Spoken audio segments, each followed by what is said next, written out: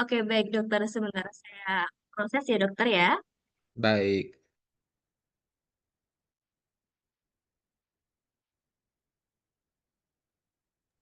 Sudah dokter? Mungkin bisa baik. dicoba. Saya coba ya, Mbak.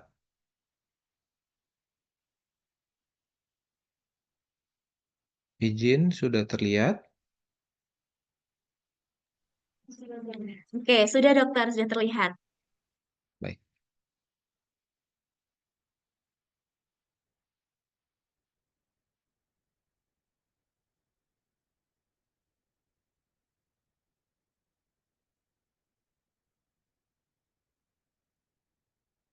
baik. Oke,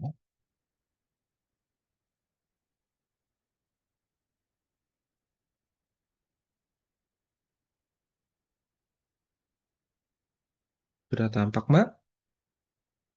Sudah ya? Oke, sudah ya, Mbak? Sudah dokter, aman. Baik, oke. Assalamualaikum warahmatullahi wabarakatuh. Salam sejahtera, selamat sore untuk semua yang hadir di sini. Izinkan hari ini saya akan membahas tentang aging pada pembuluh darah dan terutama peningkatan pada resiko pada kardiovaskuler kita.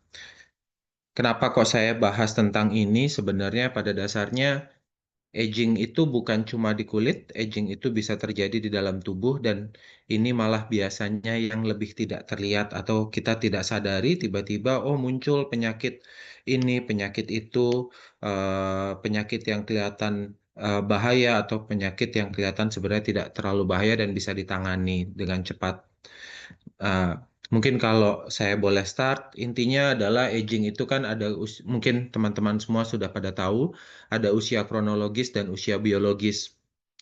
Usia kronologis itu mungkin sederhananya adalah usia KTP kita, tapi kalau usia biologis itu adalah usia sel kita. Nah, makanya pada beberapa orang ada tuh usia kronologisnya misalnya usia 50 tahun, ternyata usia biologisnya itu bisa 60 tahun. Nah, kalau usia biologisnya ternyata bisa lebih tua dibanding usianya, nah kurang lebih apa sih yang terjadi kalau misalnya di pembuluh darah? Jadi kalau kita lihat, ini saya ambil dari salah satu jurnal, ini ada perbedaannya antara pembuluh darah muda dengan pembuluh darah yang mengalami penuaan, di mana pembuluh darah yang mengalami penuaan terjadi penebalan di dindingnya, sehingga pembuluh darah itu alirannya lebih sempit. Jadi pada dasarnya ini memicu perkembangan penyakit terkait usia sebenarnya, penuaan pada pembuluh darah itu, terutama penyakit pada kardiovaskuler. Ternyata pada data dari WHO 17,8 juta orang itu meninggal dunia akibat penyakit jantung dan pembuluh darah. Atau kira-kira itu sekitar 1 dari 3 kematian di dunia. Dan di Indonesia sendiri, eh, meninggal kematian akibat penyakit kardiovaskular sendiri sekitar 651.481. Ini yang data yang saya ambil kurang lebih sekitar tahun 2023. Lalu faktor risikonya tuh apa? Mungkin kita semua udah tahu ya, gaya hidup nomor satu. Gaya hidup kita, kita aktivitas fisik kita banyak apa tidak. Jadi biasanya, apalagi kalau orang-orang yang gaya hidupnya misalnya contoh pola makannya tidak sehat, lalu hidupnya mungkin kalau dibilang adalah sedentary lifestyle atau kalau kalau bahasa Indonesianya kaum rebahan gitu. Terus apalagi ditambah ada merokok, ada obesitas, ada stres, ada kualitas tidur dan waktu tidur yang buruk, ada infeksi, diabetes dan dislipidemia, maka itu biasa mempercepat terjadinya pembuluh darah kita yang baik seperti ini jadi seperti ini. Apa aja sih yang terjadi di dalam pembuluh darah? Jadi kalau kita kita lihat yang pertama adalah vascular stiffness. Jadi pembuluh darahnya itu tidak elastis. Pada dasarnya pembuluh darah itu saya selalu mengandaikan seperti selang elastis. Nah, selang elastis ini bisa membesar, bisa melebar, bisa mengecil. Nah, yang terjadi apa pada pembuluh darah yang menua itu pembuluh darahnya kaku.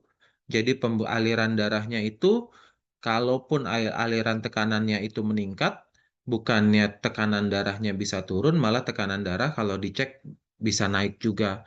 Nah, ini akan berbahaya karena apa? Bayangkan kalau aliran darahnya itu sempit, selang itu sempit, gimana air itu bisa nyampe ke ujung. Sedangkan pembuluh darah ini mungkin kalau kita tahu, basically dia gunanya adalah untuk memasok asupan nutrisi, asupan oksigen ke seluruh organ di tubuh kita gitu. Yang kedua apa? Yang kedua adalah gangguan dari endotelial. Jadi pada dasarnya ya, seperti yang pertama tadi vascular stiffness, pada gangguan endotelial itu sebenarnya gunanya adalah untuk membuat pembuluh darah kita itu cukup bisa beradaptasi. Misalnya saat kita berlari, otomatis kita butuh aliran darah yang banyak, maka pembuluh darah kita itu akan mengalami pelebaran atau vasodilatasi. Nah, yang terjadi apa?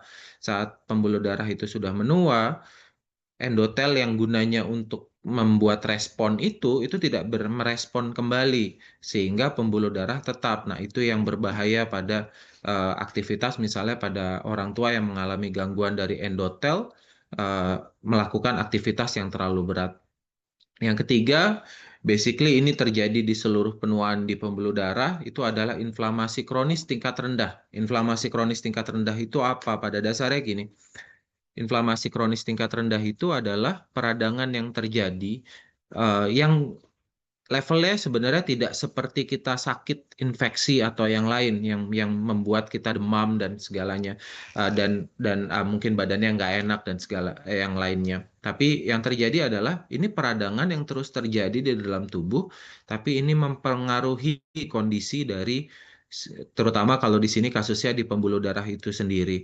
Jadi peradangan yang terus-menerus terjadi itu akan menyebabkan proses yang terakhir adalah aterosklerosis, di mana mungkin kalau dulu selalu dibilang, oh kalau aterosklerosis itu makan banyak lemak, oh lemaknya masuk, lemaknya nempel, jadi bikin aterosklerosis. Ternyata tidak. Penelitian terbaru adalah menunjukkan yang terjadi adalah prosesnya peradangan dulu, karena peradangan inilah yang membuka celah sehingga menyebabkan lemak itu dapat masuk, dan peradangan inilah yang menyebabkan lemak yang bisa masuk ke dalam pembuluh darah itu malah membentuk namanya foam cell atau yang menyebabkan terjadinya aterosklerosis. Jadi pada dasarnya inilah 4 hal yang terjadi di pembuluh darah kita. Oke, berikutnya adalah mekanisme. Mekanisme ini eh, macem-macem. Kalau salah satunya mungkin kita bahas satu-satu. Yang pertama adalah stem cell dysfunction. Stem cell dysfunction itu misalnya kalau pembuluh darah kita rusak, lalu stem cell kita itu tidak bisa berfungsi kembali sehingga menyebabkan pembuluh darah kita itu tidak bisa diperbaiki dengan sempurna. Mungkin bahasanya kalau di kulit itu terjadi kayak scar. Jadi pembuluh darah itu jadinya tidak bisa kembali ke elastisitas terbaiknya sehingga menyebabkan aliran darah itu terganggu. Lalu oxidative stress seperti yang tadi saya bilang itu adalah inflamasi. Lalu ada mitochondrial dysfunction, itu adalah mitokondrial itu adalah bagian part dari sel tubuh kita yang gunanya macam-macam, dan kalau dia ada terjadi disfungsi maka dia akan terjadi gangguan eh, terutama untuk energi dan yang lain-lain. Lalu di situ ada inflamasi lagi, lalu di situ ada sel senescence. Sel senescence di sini adalah sel yang mulai menua. Jadi sel yang tadinya sehat, terus lama-lama dia berproses, lalu dia tidak bisa eh, berfungsi dengan baik, itu yang kita sebut namanya cell senescence. Lalu ada gangguan dari nutrient sensing, jadi tubuhnya tidak efektif terhadap terhadap nutrisi. Lalu ada epigenetics. Epigenetics ini nanti yang mempengaruhi proses inflamasi di tubuh. Kok ada misalnya orang A itu misalnya kok gaya hidupnya jelek, merokok, tapi kok nggak hipertensi, sedangkan saya yang udah jaga dan segala macam kok mengalami hipertensi. Ternyata epigeneticsnya atau genetik yang ada di dalam tubuhnya, epigenetics itu mungkin part dari genetics gitu ya. Mungkin itu yang membedakan tiap orang A dan orang B itu berbeda. Nah, part of geneticsnya itu ternyata berbeda antara orang A dan orang B. Orang A walaupun gaya hidupnya itu mungkin kelihatan lebih buruk, tapi ternyata bisa lebih sehat karena epigeneticsnya ini yang berbeda. Nah, epigenetics ini dipengaruhi dengan macam-macam memang gaya hidup dari kita kecil sampai kita dewasa, sehingga kalau epigeneticsnya kebetulan terkenanya memang di misalnya di kasus ini di pembuluh darah, ya dia akan lebih rentan terjadinya adalah misalnya terjadinya clotting, terjadinya apa peradangan di pembuluh darah dan yang lain-lain. Lalu di situ ada loss of protein, lalu ada genomic instability, lalu yang terakhir ada NRF2 dysfunction. Oke. Nah, gejalanya apa sih? Gejala yang mungkin paling kita kenal biasanya adalah hipertensi. Lalu yang kedua adalah penyakit kardiovaskuler.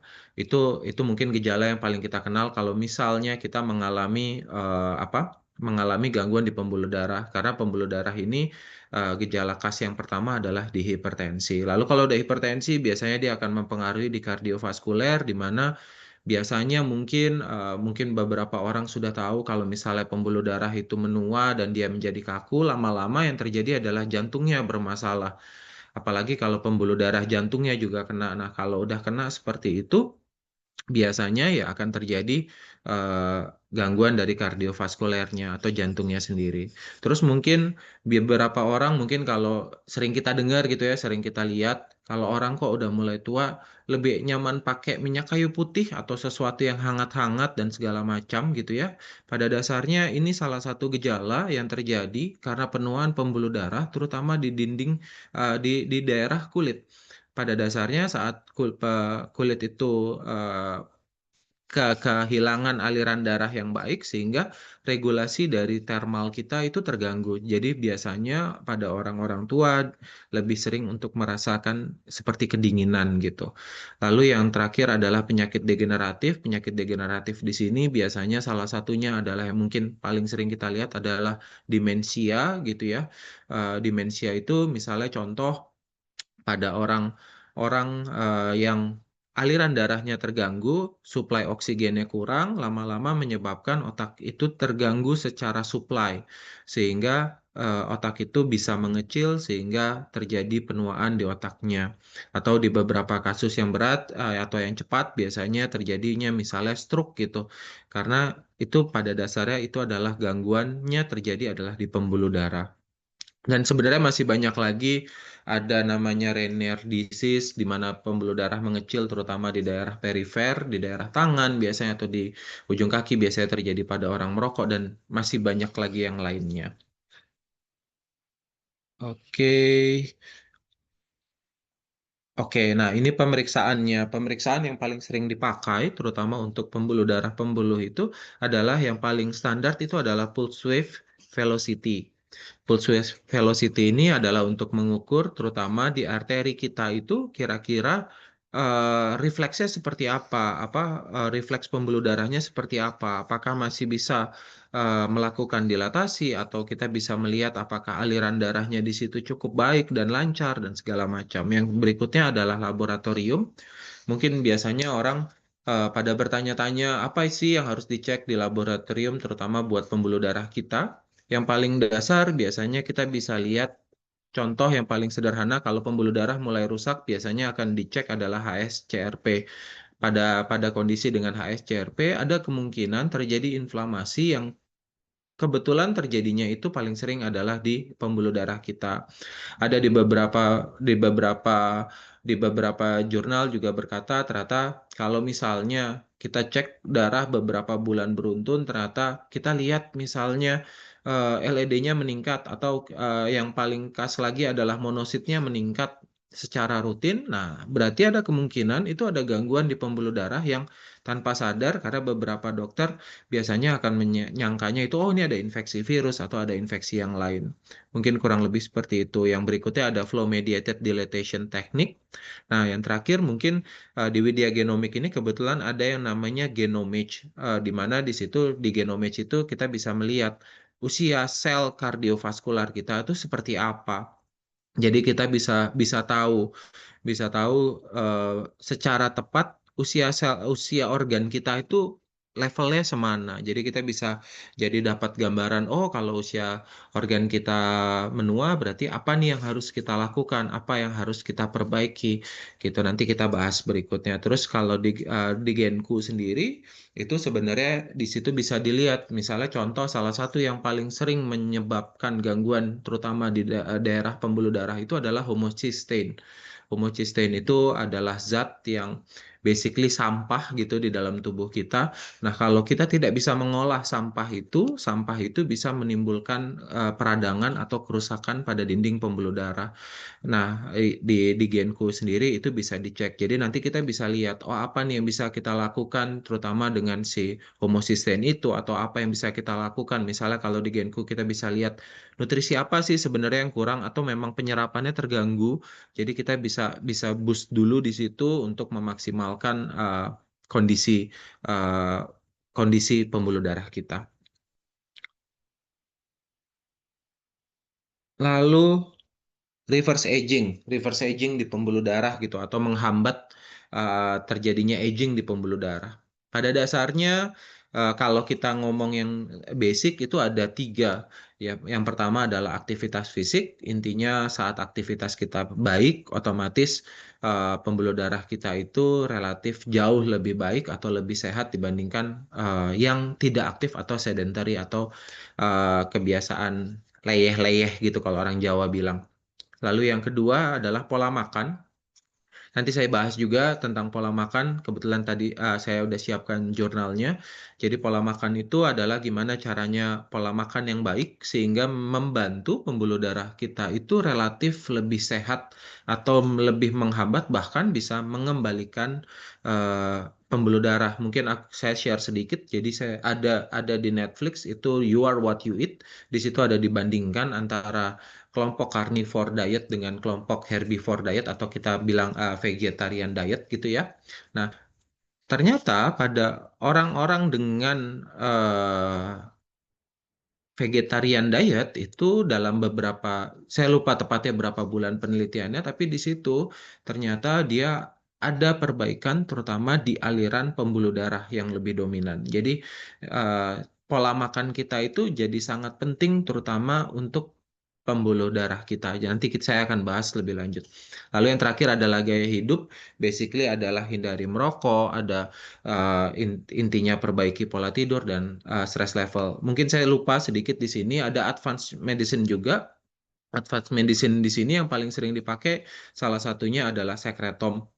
Nah, sekretom sendiri itu gunanya macam-macam. Kalau misalnya kita ada gangguan di pembuluh darah perifer, sekretom itu bisa membantu aliran darahnya jadi lebih aliran dia di dalam sekretom itu ada namanya VEGF di mana dia bisa membantu pembentukan pembuluh darah baru sehingga sel tubuh kita atau sel yang ada di daerah perifer itu bisa dapat aliran darah atau support yang baik sehingga dia bisa mengembalikan fungsi dari si aliran darahnya tersebut di daerah situ.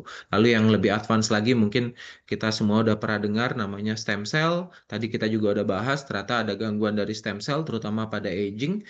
Jadi stem cell itu adalah sel muda yang diolah di laboratorium dan itu bisa dimasukkan sehingga itu dapat membantu sel tubuh kita atau misalnya contoh pada kasus ini pembuluh darah atau dinding pembuluh darah atau endotel itu bisa meregenerasi atau memperbaiki kerusakan yang terjadi. Mungkin kurang lebih seperti itu.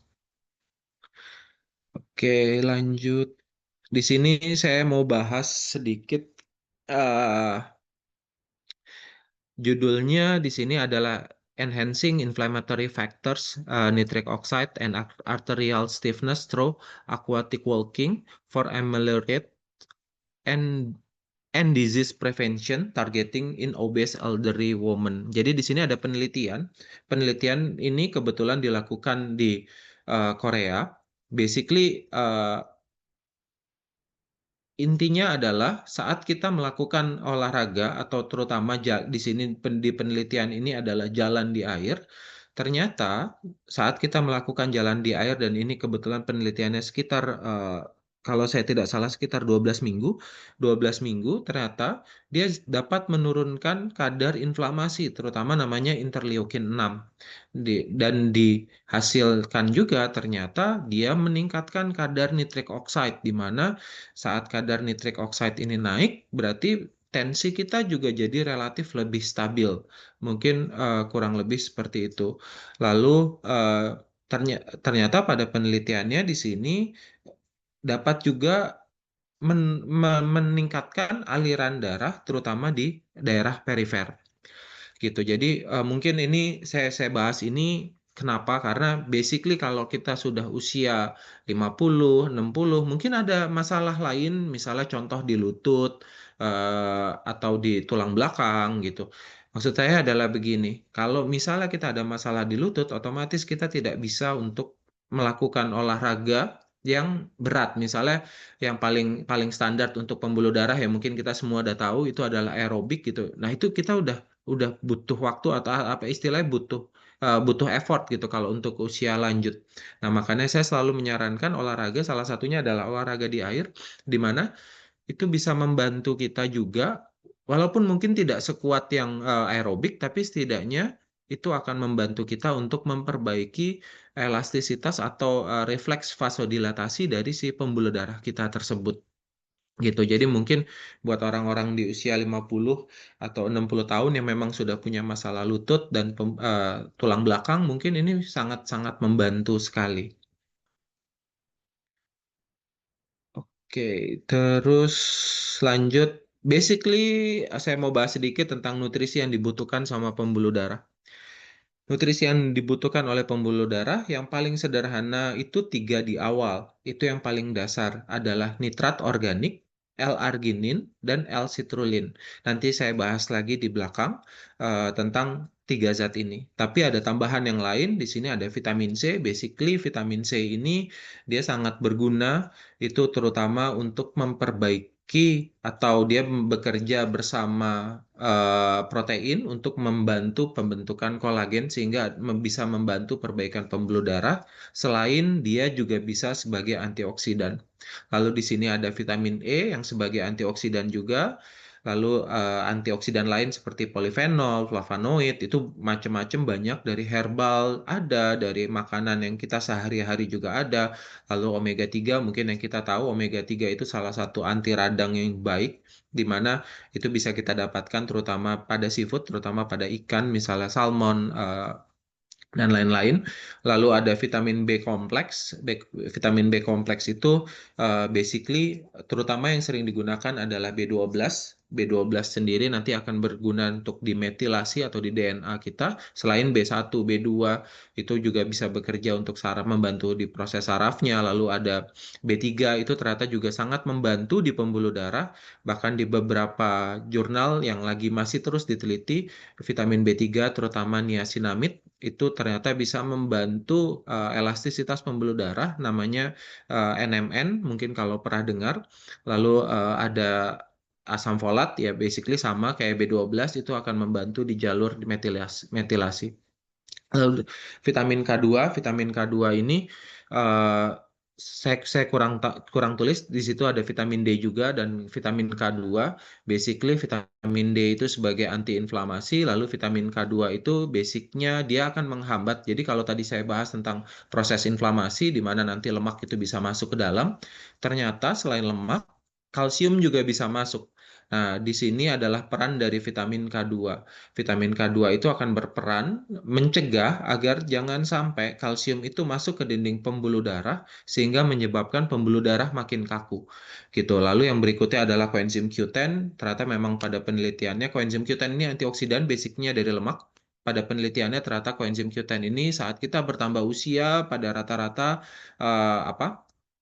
Rata-ratanya ternyata koenzim Q10 itu pasti akan menurun seiring dengan perjalanan usia dan koenzim Q10 ini nanti juga berhubungan dengan demensia dan yang lain-lain. Cuma biasanya koenzim Q10 ini jadi challenging terutama pada orang-orang yang punya dislipidemia.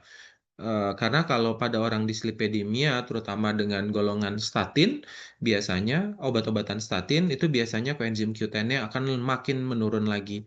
Jadi ada beberapa dokter yang sekarang kalau menggunakan statin biasanya dia akan memberikan juga koenzim Q10.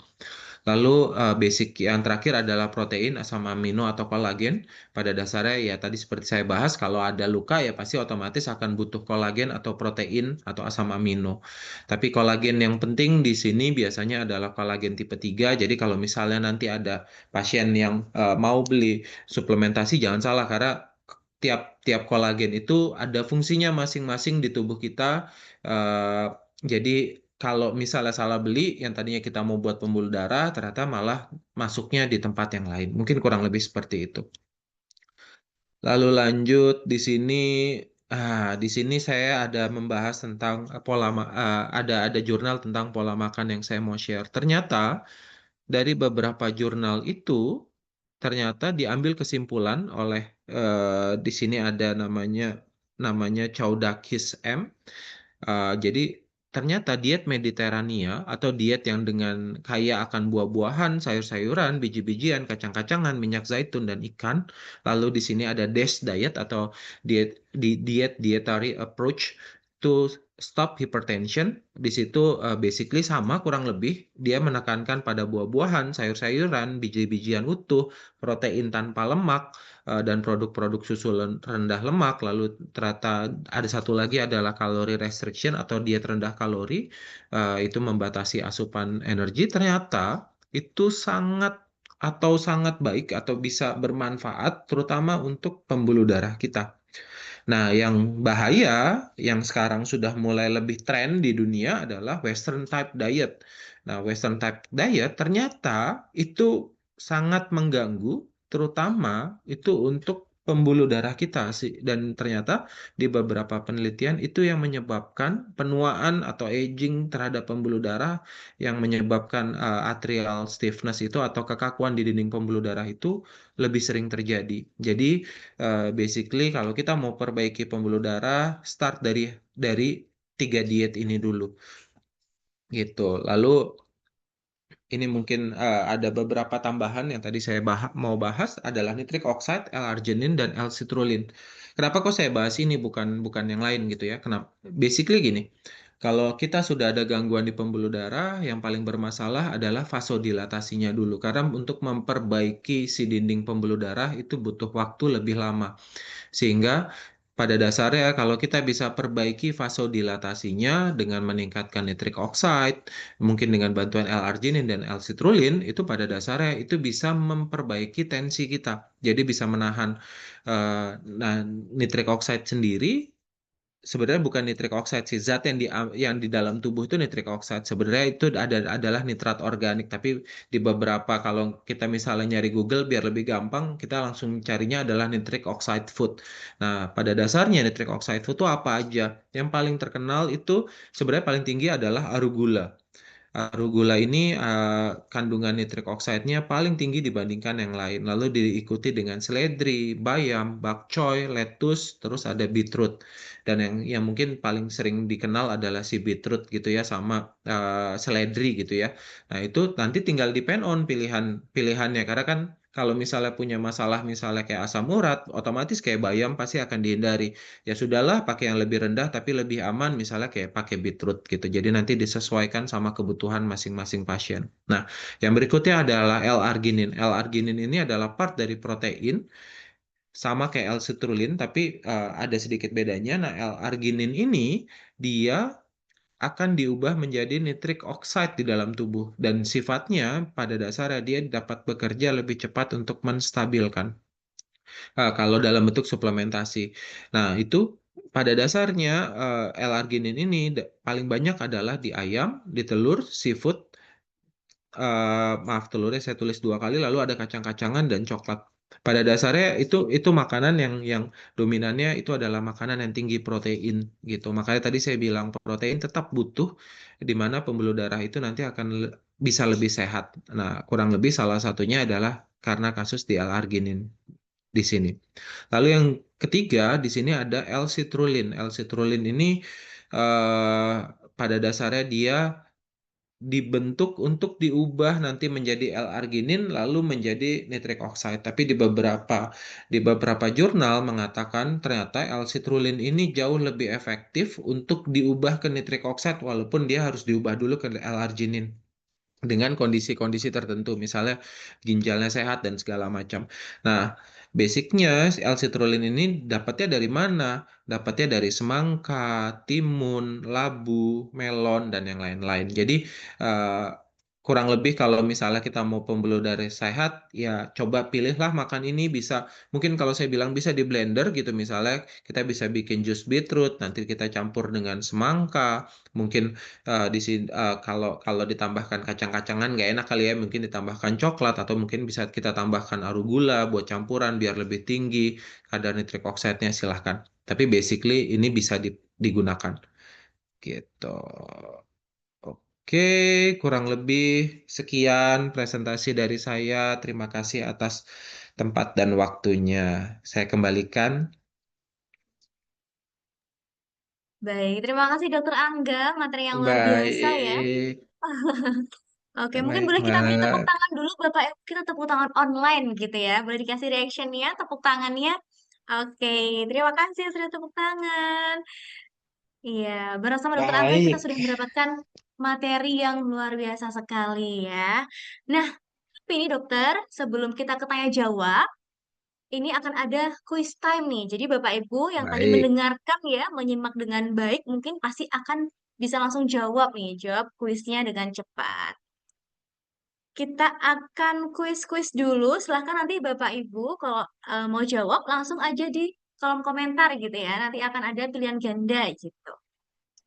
Sudah siap Bapak Ibu? Kalau sudah siap, acungkan jempolnya boleh. Kasih react jempolnya. Oke, udah pada siap nih.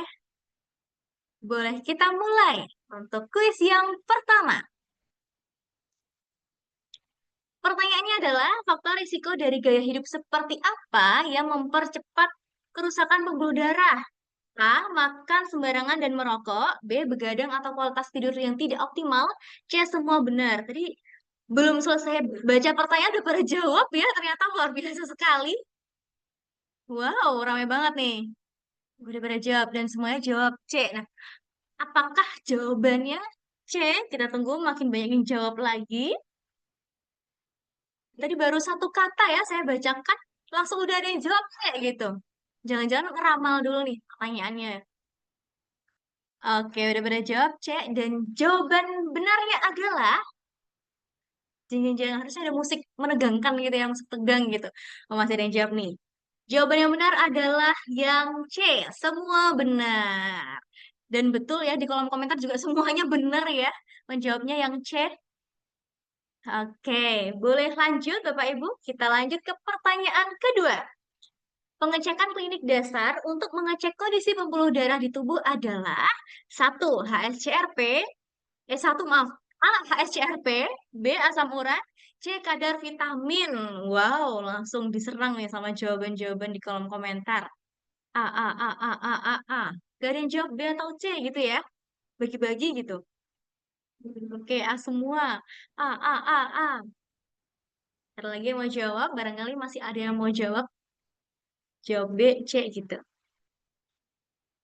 Udah berapa orang nih yang jawab? Satu, dua, tiga, empat, lima, enam, tujuh, delapan, sembilan, 10. Ada 10 orang yang jawab A. Ada lagi yang mau jawab? Oke, jawab A lagi. Siapa tahu tadi ada yang catat ya, terus buka catatan dulu gitu, biar tahu jawabannya. Sudah? Ya, semuanya menjawab A. Dan jawabannya benar adalah yang A, yang HSCRP. Oke, betul lagi ya, semuanya betul lagi. Keren banget. Jadi memang terbukti bahwa peserta kita juga luar biasa, peserta kita juga hebat semuanya karena bisa menjawab pertanyaan dengan cepat dan tepat. Masih ada satu kuis lagi, satu pertanyaan. Silahkan siap-siap Bapak Ibu semuanya. Next, pertanyaan ketiga. Berdasarkan penelitian di pemaparan Dokter Angga, olahraga apa yang cocok untuk menjaga kesehatan pembuluh darah di usia lanjut? A. Pedal. B. Berjalan di air. C. Lari. Ada yang jawab, oh kali ini jawabannya bervariasi ya. Ada yang jawab B, ada yang jawab C. Gak ada yang jawab A ini. Pedal. B, B, B, C, B. Oke. Loh, kok ada yang jawab Q? Ini salah pencet berarti ya. Oh, ada yang jawab A.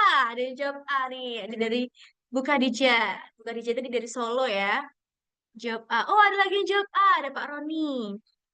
Nah, apakah jawabannya A atau B atau C? Kita tunggu apakah masih ada yang jawab.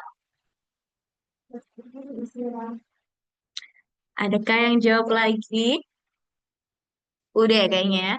Sangat bervariasi jawaban yang ini ya. Oh, ini nggak ada pilihan ragu-ragu ya Bapak ya. Jadi tidak ada huruf D ragu-ragu gitu, tidak bisa. Oke, langsung aja kita umumkan jawabannya. Jawabannya adalah olahraga apa nih? Jeng, jeng, jeng, jeng. Jawabannya adalah yang B, berjalan di air. Oke, ada lagi yang jawab. Terima kasih semuanya yang sudah ikutan kuis ya. Sudah selesai kuis kita pada kali ini. Ada 3 kuis tadi. Selanjutnya kami persilahkan untuk tanya jawab. Jadi silakan Bapak Ibu, barangkali ada yang ingin bertanya. Kesempatan terminum satu nih akan dipersilahkan untuk Bapak Ibu yang mau open mic. Jadi silahkan bagi yang ingin bertanya langsung, silahkan bisa raise hand. Nanti akan saya tunjuk dan silahkan bisa open mic. Dengan menyebutkan nama, domisili, dan juga pertanyaannya apa. Silakan Bapak Ibu, barangkali ada yang ingin langsung ngobrol gitu ya sama Dokter Angga. Ini kesempatan emas banget nih, kita bisa langsung ngobrol sama Dokter Angga di sini. Dan mengingatkan juga Bapak Ibu bahwa tadi sudah di-share ya untuk link absensinya. Silahkan bisa langsung diisi saja. Ada yang mau raise hand untuk tanya langsung ke Dokter Angga nih. Tadi saya sudah melihat ya, ada banyak sekali pertanyaan yang ada di kolom komentar. Ini barangkali Bapak Ibu ada yang ingin raise hand, ada yang mau ngobrol langsung ke Dokter Angga, atau tanya langsung gitu ya, silahkan bisa raise hand. Kita tunggu, apakah ada yang raise hand, Bapak Ibu?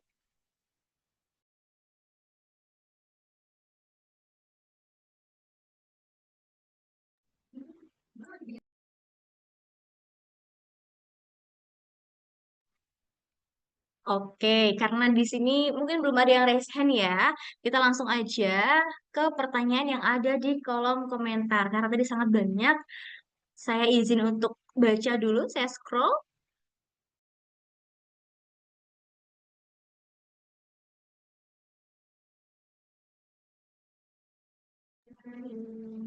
Ini ada pertanyaan dari Ibu Margaret. Seberapa besar pengaruh gaya hidup sehat, termasuk pola makan sehat, terhadap kondisi genetik yang ada dalam tubuh untuk menghasilkan perbaikan? Nah, mungkin bisa langsung dijawab saja, Dokter Angga, untuk pertanyaan dari Baik, Ibu Margaret ini. Bu Margriet ya, Bu Megi.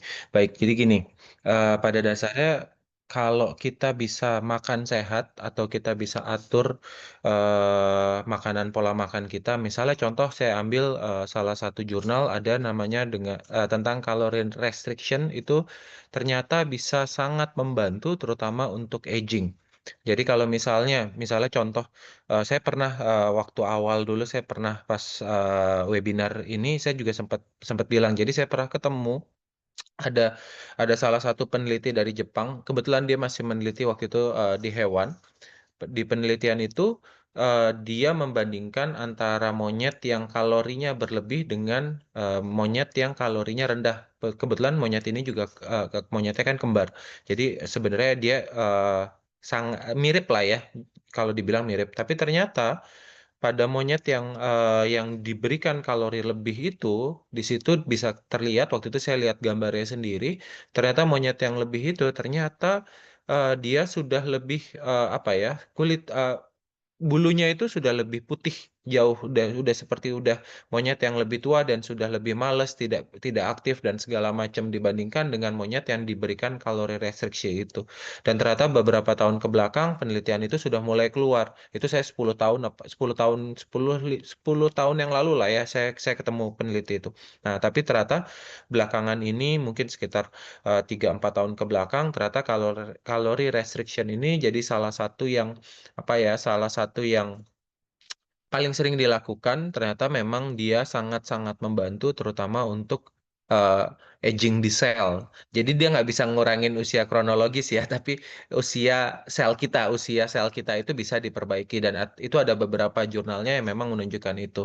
Yang tadi saya bahas juga ternyata memang di pembuluh darah itu tadi kalau kalau kalau kita bisa menggunakan misalnya contoh Mediterranean diet itu ternyata secara tensi ternyata kurang lebih sekitar bedanya dengan yang non non Mediterranean diet terutama yang diet diet diet apa diet yang apa American diet gitu ya yang memang tinggi lemak dan yang lain-lain itu ternyata si beda tensi itu bisa mencapai sekitar 20 sampai 30 milimeter Hg. Jadi memang cukup-cukup jauh gitu. Kurang lebih itu, Mbak.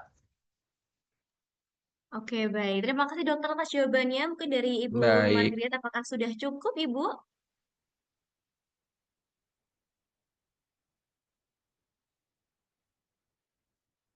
Sudah ya, mungkin kita langsung lanjut ke pertanyaan selanjutnya ya dokter ya.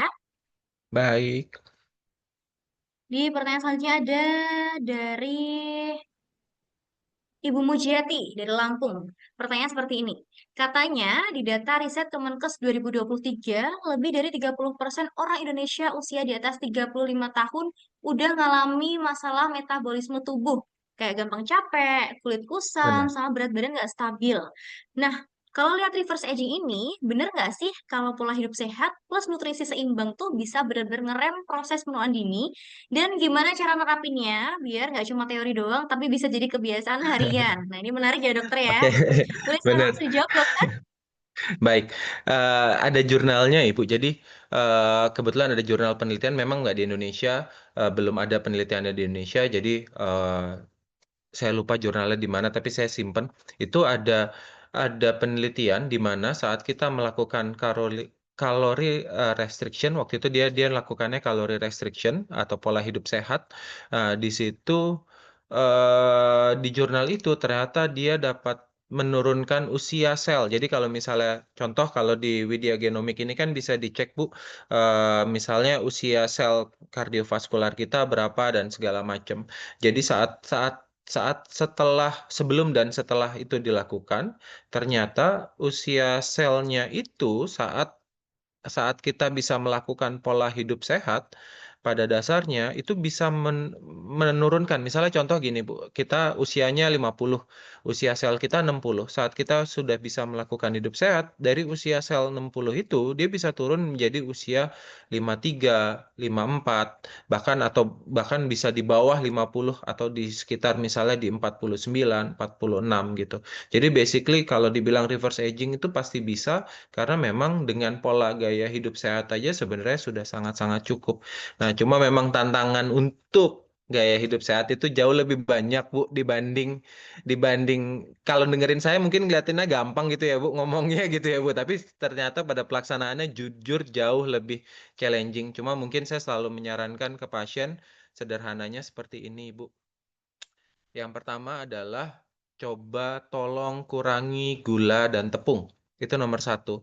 Nomor dua, kurangi yang namanya basicnya lemak. Kalau kita bisa kurangi tiga dasar itu, harusnya kondisi tubuh kita pasti akan jauh sehat. Jadi ada beberapa penelitian, kalau misalnya misalnya ibu misalnya bangun pagi, terus tangannya rasanya stiffness atau kaku atau pegel-pegel atau rasanya masih belum nyaman gitu ya Bu ya, masih kurang energi.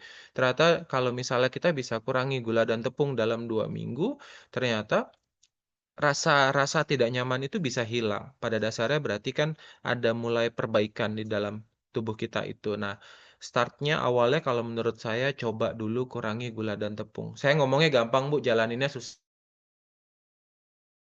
kalau misalnya bisa dijalankan, itu jauh lebih lebih lebih baik. Nah, yang kedua mungkin itu Bu, coba aktivitas fisik tambahkan. "Oh saya belum bisa, saya belum punya waktu," misalnya untuk, olahraga 1 jam, 2 jam gitu ya, misalnya seperti di anjuran misalnya minimal 30 menit, "Saya belum punya waktu."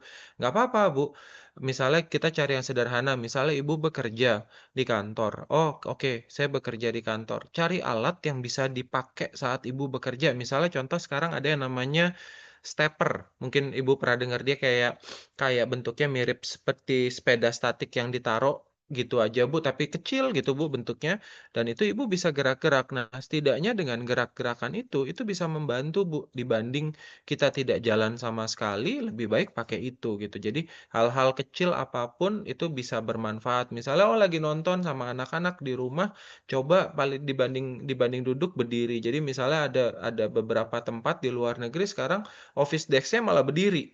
Gitu. Jadi karena memang yang penting adalah kita bergerak dulu, Bu. Jadi saya nggak maksa untuk olahraga, makanya tadi saya juga sampaikannya adalah olahraga jalan di air yang itu yang sangat sangat ringan gitu ya, Bu. Itu aja bisa memberikan impact terutama buat pembuluh darah, apalagi kalau misalnya kita bisa olahraga yang lebih berat, tapi step by step aja, Bu, gitu. Mungkin kurang lebih seperti itu, Mbak Maulidah. Baik, terima kasih dokter. Jadi intinya memang harus dimulai dari hal yang kecil dulu ya dokter ya, agar juga nantinya Iya, bisa menjadi kebiasaan gitu. Oke, bener. mungkin sudah cukup dari Ibu Mujiati tadi. Oke, kita lanjut aja. Ini ada pertanyaan menarik juga nih. Ada dari Ibu Rizko Pujaningsih. Pertanyaannya, izin bertanya, banyak yang fokus ke makanan Mmm, sehat dan olahraga. Tapi mhm, jarang yang bahas kualitas tidur nih. Padahal di data riset iya, kesehatan dasar 2023, hampir 50% orang Indo dewasa tidur kurang dari 7 jam. Nah, benar nggak kalau kualitas tidur mmm, itu jadi rahasia penting juga buat reverse aging? Soalnya kalau kurang tidur kan hormon dan regenerasi sel bisa kacau. Nah, ini dok, boleh silakan langsung bener. dijawab dokter? Bener, setuju banget setuju banget. Saya bukannya nggak bahas, cuma takutnya waktunya habis Bu, hari ini Bu, gitu. Jadi basically sebenarnya tidur tuh sangat-sangat butuh lah Bu ya. Kita kualitas tidur juga harus baik, terus, jumlah waktu tidur juga baik. Jadi kadang gini Bu yang sering salah, kita mengutamakan waktu tidur, jumlah tidur. Basically misalnya kita tidur 7 jam, kita tidak menyadari tentang kualitas tidur. Misalnya contoh gini, Eee, ternyata tidurnya terbangun-bangun, gitu. Nah, itu juga bisa jadi masalah, Bu, karena ternyata secara hormon juga, ternyata hasilnya juga kurang baik. Atau misalnya contoh gini, kualitas tidurnya 7 jam, tapi tidurnya jam 1 pagi, baru bangun jam 8 pagi, itu juga beda, Bu. Ternyata secara riset itu sangat-sangat beda secara kualitas hormon kita, hormon kortisol dan serotonin kita. Jadi pada dasarnya, tidur itu sangat-sangat penting, tapi ya itu, kita harus perhatikan benar-benar kualitas tidur yang baik seperti apa, eee, terus, gaya gaya apa ya, kita bilang namanya, habit apa ya, kalau di medis itu dibilangnya pokoknya clean, jadi istilahnya kita harus benar-benar jauhkan dari lampu, jauhkan dari, layar, telepon atau layar handphone gitu, untuk membuat kita bisa membantu tidur. Karena tidur itu ternyata nggak semudah yang kita bicarakan, Bu, karena nanti ada faktornya di inflamasi dan yang lain-lain. Jadi sebenarnya basically kalau kita bisa bantu untuk mengurangi inflamasi, pelan-pelan nanti tidurnya juga pasti secara quality juga akan baik gitu, Bu. Mungkin kurang lebih seperti itu. Oke, baik dokter. Terima kasih banyak. Mungkin sudah cukup ya tadi dari Ibu Rizko Pujaningsih. Nah, Bapak Ibu sekalian, ini untuk sesi tanya jawab termin 1 mungkin kita sudahi dulu ya, karena selanjutnya masih ada satu narasumber lagi yang sudah bergabung pada sore hari ini. Sebelumnya kami ucapkan terima kasih kepada Dokter Angga yang telah menyampaikan ilmu dan juga jawaban yang sangat luar biasa ya, dokter ya. Sami-sami, Mbak. Baik, Bapak Ibu Oke. sekalian, sebelum kita lanjut ke narasumber kita yang kedua, boleh izin untuk bisa berfoto bersama. Silakan bagi Bapak Ibu yang masih bergabung, boleh minta tolong untuk dihidupkan, dinyalakan kameranya. Kita akan melakukan sesi foto bersama. Kita tunggu untuk bisa dinyalakan dulu kameranya, Bapak Ibu. Oke, ada 2 slide. Kita akan mulai dari slide yang pertama dulu. Silakan beri senyum terbaiknya nih, Bapak Ibu. Sudah siap? Operator sudah siap ya? Oke, kita hitung 1, 2, 3. Oke, selanjutnya untuk slide 2. Boleh kita hitung 1, 2, 3. Oke, baik. Terima kasih Bapak Ibu yang sudah menyalakan kameranya ya. Udah terlihat nih aura-auranya yang bersinar gitu ya. Kita akan lanjut masuk ke sesi yang kedua bersama narasumber kita yang luar biasa sekali. Mungkin boleh ditayangkan dulu untuk operator. Oke. Nah, di sesi yang kedua ini kita akan bersama dengan Pak Hari Freitag. Beliau adalah Nutrigenomic Counselor. Nantinya kita akan membahas terkait dengan apa itu penuaan dini, kemudian faktor yang mempengaruhi penuaan dini, solusi praktis terkait pencegahan penuaan dini, dan juga Genomage sebagai alat evaluasi penuaan dini. Nah, karena Pak Hari ini sudah bergabung bersama kita, mungkin boleh kita sapa. Selamat sore, Pak Hari. Selamat sore, Kak Maulida. Oke, bagaimana kabarnya, Pak? Kabar baik, Alhamdulillah.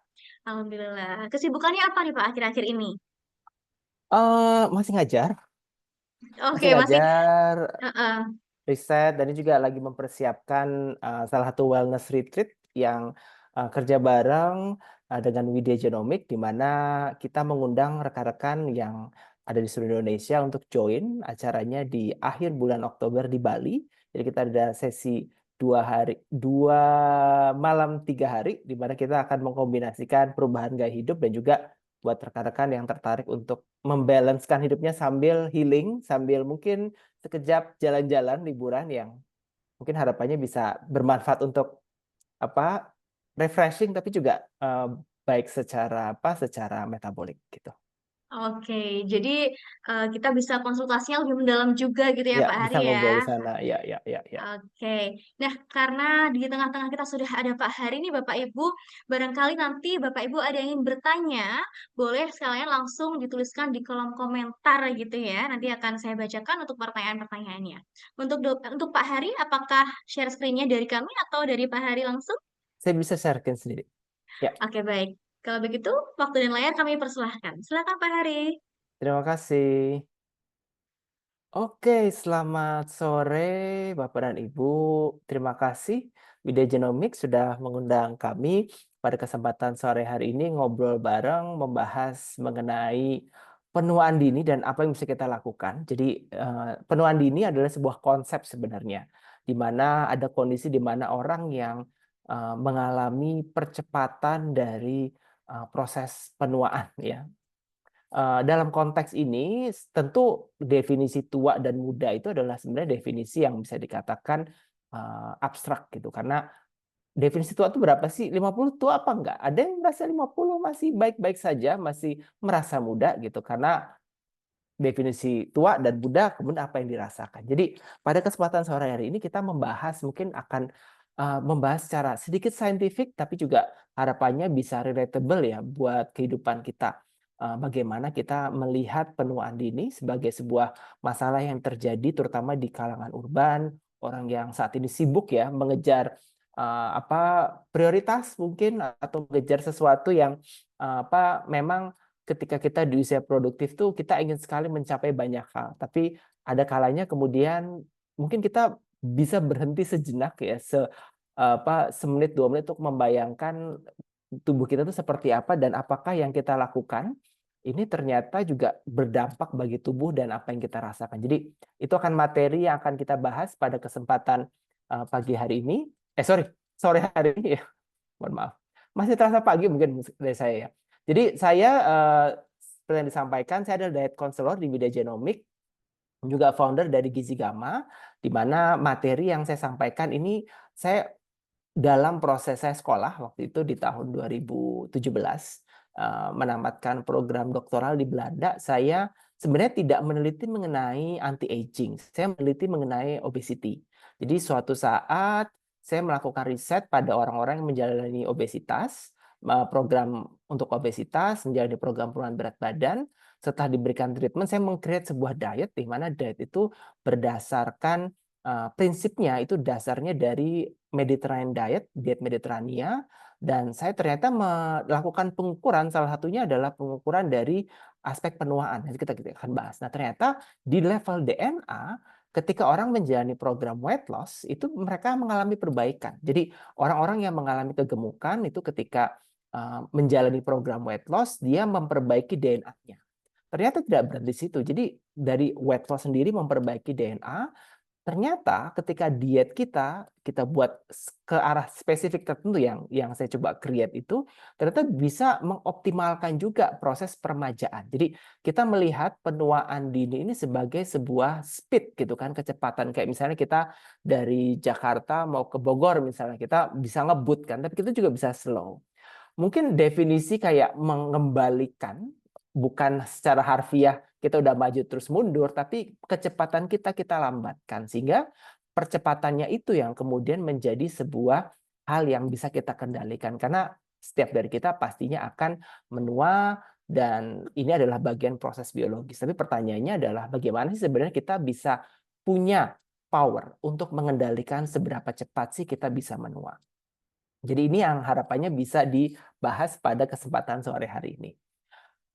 Bicara soal penuaan, ya penuaan itu sebenarnya adalah privilege. Ya, tidak semua orang bisa menua. Saya punya kenalan beberapa teman saya dulu waktu kuliah juga mungkin tidak bisa di usia yang saya jalani saat ini. Jadi penuaan adalah sebuah privilege. Kita jangan takut menua, tapi pertanyaannya adalah bagaimana kita dalam menjalani proses penuaan ini, bagaimana kita bisa mengoptimalkan atau juga kita bisa menikmati apa yang seharusnya. Karena seiring bertambahnya penuaan, bertambahnya usia, ada proses tubuh yang melambat. Jadi kalau kita melihat, tentu ya, ini saya juga sudah mulai merasa karena saya di usia yang mendekati 40, ya, hal-hal banyak perubahan yang terjadi yang tidak saya rasakan sebelumnya. Mungkin Bapak dan Ibu yang di usia 50 mungkin akan lebih relatable lagi gitu. Energi kita sudah mengalami pengurangan, kekuatan kita mungkin berbeda, kemampuan kita mengelola stres juga mungkin berbeda. Dan ini adalah proses penuaan dan bisa terjadi pada siapa saja. Tapi pertanyaannya adalah jangan sampai terjadi di usia yang mana harusnya kita masih bisa produktif, atau jangan sampai terjadi di usia di mana hal-hal yang harusnya tidak perlu terjadi kemudian terjadi gitu. Jadi ini yang berusaha kita coba lihat dan pahami dan serta bagaimana cara mengatasinya. Karena pada akhirnya ya setiap sel dalam tubuh kita itu pasti akan mengalami penuaan dan akhirnya mati. Oleh karena itu di dalam tubuh kita ada sistem yang menarik di mana sistem itu punya kemampuan untuk melipat gandakan jumlahnya. Jadi sel-sel kita sering mendengar ya, mungkin Bapak dan Ibu pernah dulu mungkin ada pelajaran biologi misalnya melihat sel itu bisa memperbanyak diri, membelah gitu kan, pembelahan sel. Pembelahan sel itu bertujuan tidak serta-merta hanya membelah, tapi dia menggantikan sel-sel yang rusak. Karena pasti ada sel-sel yang mati, dan sel-sel yang membelah itu bertujuan untuk mengisi tempat sel-sel yang baru yang mati tersebut. Bahkan ada yang berteori nih bahwa diperkirakan kalau kita melihat ya, kalau tubuh kita tuh sel-selnya tidak mati lalu hilang gitu, atau melebur gitu kan, dan kita aktif membelah, maka kita bisa dalam 80 sampai 100 hari itu bisa menciptakan sel baru yang serupa dengan tubuh kita secara persis gitu. Jadi ini adalah sebuah konsep yang menarik bahwa sebenarnya kemampuan tubuh dalam regenerasi itu ada. Tapi permasalahannya adalah kemampuan regenerasi tersebut seiring bertambahnya waktu itu mengalami penurunan. Jadi di biologi modern medicine kita mengenal istilah cell senescence. Di mana cell senescence ini adalah bisa dikatakan mungkin sederhananya adalah sel yang sudah menua. Jadi tubuh kita ini bisa menua, dan kalau kita lihat lagi secara detail, ternyata yang menua duluan itu adalah sel-sel dalam tubuh kita. Ya mungkin kalau dari luar kita bisa melihat mungkin kulit yang menjadi lebih keriput, ya, rambut yang beruban, dan banyak perubahan yang lain pada otot kita misalnya gitu kan, jadi gampang pegel gitu kan. Dan segala macam masalah yang mungkin muncul itu semua berakar dari sel yang awalnya kalau kita lihat sebelah kiri ini masih kinyis-kinyis, masih seger, kemudian menjadi sebelah kanan itu sel senescence, yang menua. Kenapa sel ini menjadi senescence? Karena sel ini ya dia tidak mau digantikan. Jadi harusnya ada sebagian sel ini kita minta, oke, terima kasih sudah bekerja, kita memberikan ruang baru untuk sel baru bisa membelah lalu memperbanyak diri. Tapi kemampuan itu membelah ini kan seiring dengan bertambahnya waktu mengalami penurunan. Dan sel-sel yang tinggal itu seharusnya sudah saatnya diganti, tapi akhirnya tidak diganti. Kenapa? Karena tubuh kemampuan membelahnya berkurang.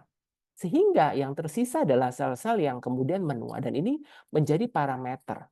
Parameter yang bisa kita ukur dalam bidang biologis bahwa adanya tanda-tanda penuaan dini yang lebih cepat dari seharusnya. Ini menjadi konsep dasar dari penuaan dini itu sendiri. Bahwa tubuh mengalami penuaan yang didasarkan pada sel-sel yang juga mengalami kerusakan. Gitu. Kerusakannya bukan tiba-tiba ini ya, tiba-tiba kayak punya buah lalu jatuh ke lantai terus bonyok gitu. Tapi selnya itu dia seakan-akan tidak bisa digantikan oleh sel yang baru lagi karena sel yang baru juga kemampuan produksinya sudah mulai berkurang akibat proses penuaan. Dan itu yang kemudian dirasakan. Baik itu kita melihat kulit menjadi lebih keriput, atau kulit menjadi lebih kusam, rambut mungkin banyak yang akhirnya rontok, dan kalau bapak-bapak biasanya itu kan sudah mulai ya, bagian-bagian tengah ini sudah mulai menipis gitu kan. Lalu bahkan ada yang kemudian beruban gitu, dan kita melihat tanda-tanda itu dari luar. Tapi juga sebenarnya tidak hanya tanda-tanda yang dari luar yang terasa, tapi juga apa yang kita rasakan. Ya, misalnya energi ya, mungkin kita misalnya mencoba bangun tidur misalnya. Kalau dulu mungkin di usia 20-an gitu, bangun tidur masih penuh semangat gitu kan, mulai pekerjaan baru, terutama yang baru mulai kerja gitu. Di usia 30 awal-awal mungkin oh ya masih semangat, tapi seiring bertambah usia 40 tuh aduh kok mau bangun tuh susah banget misalnya gitu. Mau turun dari kasur tuh susah gitu. Konsentrasi juga demikian ya. Sering bertambah usia lebih mudah lupa gitu kan, fungsi-fungsi otak pelan-pelan mengalami penurunan. Sehingga, dan ini hal yang wajar. Hal yang wajar. Dan ini menjadi bagian dari siklus hidup manusia. Tapi pertanyaannya adalah, jangan sampai ini terjadi lebih cepat dari yang seharusnya. Nah, oleh karena itu, maka di dunia sains kita mengenal konsep aging dan penuaan dini, lalu kemudian banyak yang akhirnya mempelajari kok bisa sih secara tubuh kita mengalami proses ini. Nah, ada banyak faktor yang mempengaruhi. Faktor internal misalnya adalah faktor genetik itu yang cukup besar perannya. Jadi secara umum setiap orang ini menua dengan kecepatan yang beda-beda. Ya, mungkin kita bisa melihat rekan-rekan, mungkin teman-teman di usia 50 pernah melihat ya reunian gitu kan, kok ada yang masih segar gitu. Mungkin ada yang sudah kena diabetes gitu kan, sudah kena penyakit jantung, bahkan mungkin sudah ada yang pasang ring, tapi ada yang masih kayak maraton mungkin ya. Saya juga kenal ya. Jadi saya ada kolega satu profesor dari Malaysia berumur 60-70 tahun dan beliau masih ikut lari, jadi acara lari yang 5K, 10K gitu, masih ikut. Saya kayak seumur hidup saya belum pernah ya, tapi beliau tuh sering gitu. Jadi acara di Malaysia, bahkan kadang-kadang ada acara di Bandung, di Jakarta itu suka datang gitu. Jadi faktor genetik itu punya peranan. Kita bisa melihat orang tua kita. Orang tua kita ketika umur 40 seperti apa? 50 seperti apa? Apa yang terjadi pada kita meskipun tidak akan 100% mereplikasi, tapi itu bisa menjadi penanda, oh ya orang tua saya di umur 60 nih masih bugar, 70 masih bugar. Saya berarti juga mendapat genetik yang bagus. Tapi kalau misalnya, aduh, bapak ibu saya umur segini, umur 40 udah diabetes gitu kan. Bahkan umur 50 udah pasang ring gitu kan. Wah, ini berarti saya harus mulai siap-siap gitu, karena jangan sampai saya mengulangi kesalahan yang sama. Jadi faktor genetik punya pengaruh. Faktor hormon juga punya pengaruh. Hormon-hormon yang diproduksi oleh kita, baik itu macam-macam ya, dipengaruhi oleh pola makan, tadi yang disampaikan juga faktor tidur gitu. Itu secara langsung dan tidak langsung mempengaruhi hormon, dan hormon kemudian akan mempengaruhi bagaimana proses penuaan terjadi. Dan tidak kalah penting adalah stres oksidatif. tubuh kita secara aktif melepaskan stres ya, melepaskan oksidan dalam tubuh sebagai bagian dari proses semacam kayak produk sampingan dari metabolisme energi. Kayak misalnya kalau kita di jalanan ada motor, mobil ngeluarin knalpot gitu, ngeluarin asap dari knalpot gitu. Jadi ada sisa metabolisme yang kemudian juga berdampak pada proses penuaan. Itu internal. Eksternal ya mungkin kita juga sudah familiar ya, paparan sinar matahari, polusi, rokok, alkohol, tadi kurang tidur. Beberapa klien kita di Widya Genomic ya kami mengenal setelah melakukan assessment, ngobrol kita, karena kan memang klien-klien yang menjalani Genome Age yang menjalani pemeriksaan epigenetik di Widya Genomic itu biasanya akan mendapatkan 2 kali konsultasi dengan dokter dan juga oleh dietitian. Dan gitu salah satu faktor yang sering kita temukan adalah bahwa beberapa memang ada masalah dengan tidur. Banyak yang karena pekerjaan atau mungkin ada yang mungkin pekerjaan di luar kota, lalu selalu mobile gitu kan, dan ada faktor stres juga di situ. Jadi kombinasi ini yang kemudian menjadi faktor yang perlu diidentifikasi dan ini pekerjaan kita orang yang punya tubuh ya. Jadi ini punya pengaruh. Lalu juga pola makan, ini pola makan sangat terkoneksi. Apa yang kita masukkan dalam badan kita ini akan menjadi bagian dari tubuh kita. Ketika yang kita masukkan jelek ya tentu hasilnya juga nggak akan bagus gitu kan. Jadi ini menjadi hal yang perlu sekali untuk kita perhatikan.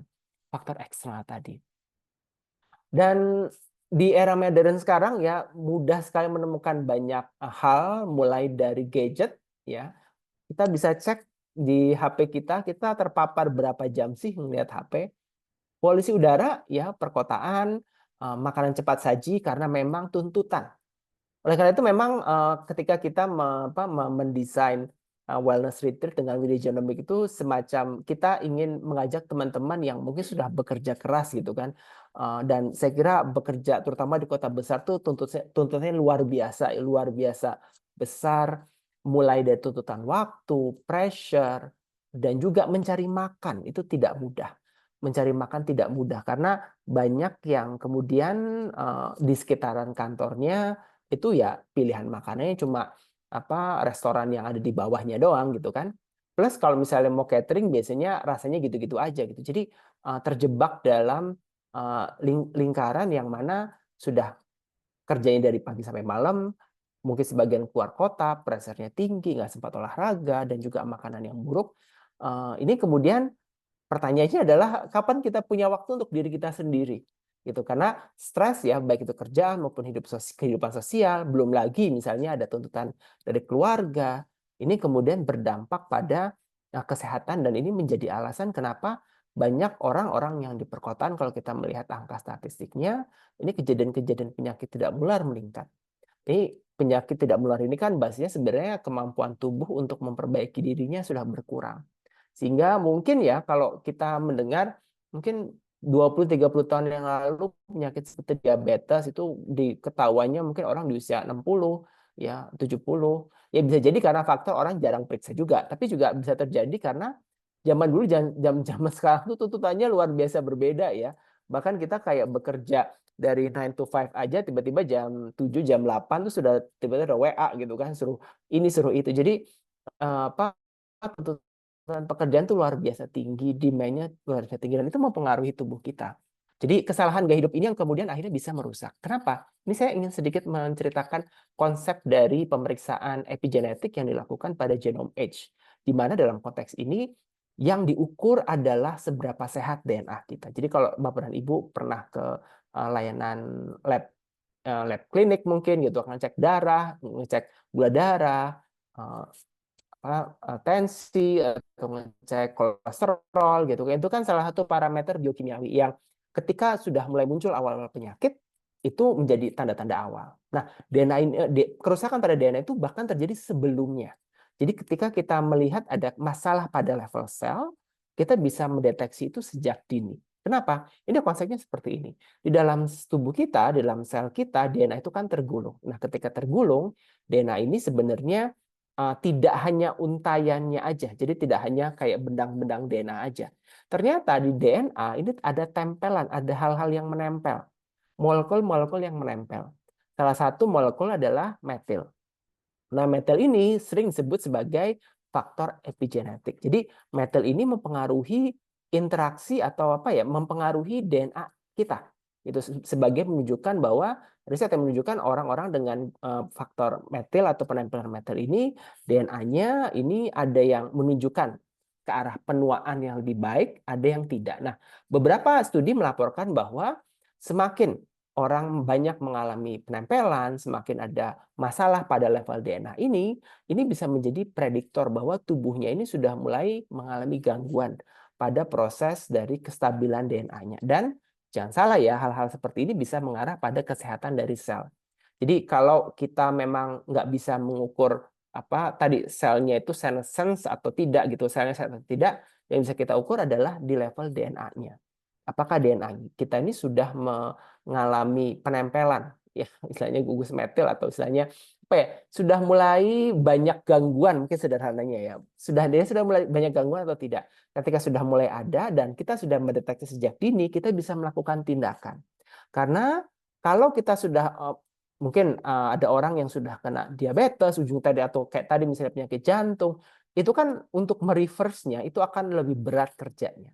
Nah, kalau pada level DNA, ketika ada penempelan-penempelan atau kerusakan-kerusakan yang sifatnya seperti ini, bisa kita perbaiki sebelum menjadi lebih parah dan merusak sel atau jaringan atau organ secara umum. Jadi, itu adalah konsepnya. Pemeriksaan epigenetik, ya, terutama yang bisa kita lakukan di awal, ini membantu kita untuk lebih aware. Kita saat ini track-nya gimana? Karena dengan tadi saya sampaikan, dengan tuntutan zaman, bagaimana gaya hidup kita berubah, nggak bakal bisa disamain dengan generasi-generasi sebelumnya. Tantangannya sekarang luar biasa. Nah, teknologi ini bisa dipakai untuk mengetahui, apakah saya punya masalah? Mungkin ya, saya merasa kadang-kadang, saya kayaknya biasa aja deh mungkin. Tapi tanpa disadari bahwa proses yang terjadi di DNA kita sudah mulai rusak duluan. Jadi kita dengan pengukuran epigenetik itu membantu mengidentifikasi masalah pada kehidupan kita, dan juga sudah mulai nih muncul-muncul bibit-bibit istilahnya.